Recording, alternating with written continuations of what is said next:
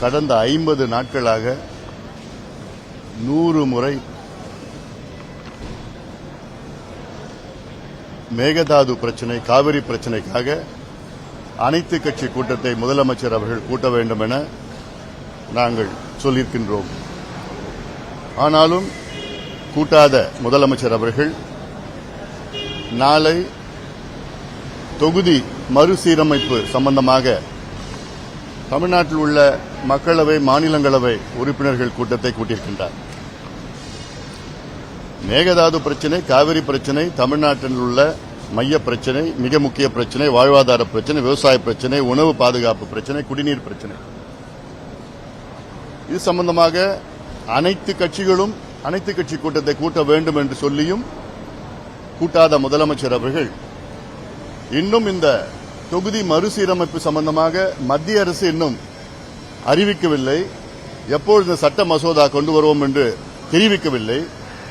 இந்த சூழலில் அந்த பிரச்சினை சம்பந்தமாக, டீலிமிட்டேஷன் பிரச்சினை சம்பந்தமாக அப்படி தெரிந்து கொள்ள வேண்டும் என்றால் முதலமைச்சர் அவர்கள் அனைத்து கட்சி கூட்டத்தை கூட்ட வேண்டும். அனைத்து மக்களவை, மாநிலங்களவை, அனைத்து எம்பிஸ் கூட்டத்தை கூட்டுவதற்கு என்ன தேவை? அது இதனால் என்ன நடக்கும்? நீங்க அனைத்து கட்சிகளை அழைத்து இது சம்பந்தமான விவாதம் செய்யுங்கள். ஆக எங்களுடைய நோக்கம்னா, நாளை கூட்டத்திற்கு என்ன எங்களுடைய கருத்து என்னன்னா, இது காங்கிரஸ் தமிழக அரசுக்கு அழுத்தம் கொடுத்து இதனால் திமுகவின் நிலைப்பாட்டை தெரிந்து கொள்ளத்தான் நாளை இந்த கூட்டம் முதலமைச்சர் தலைமையிலே நடைபெறுகிறது. இந்த டீலிமிட்டேஷன்ல திமுகவுடைய ஸ்டாண்ட் என்ன, அதை தெரிந்து கொள்ளத்தான் நாளை இந்த கூட்டம் நடைபெறுகிறது. இது எங்களுடைய கருத்து.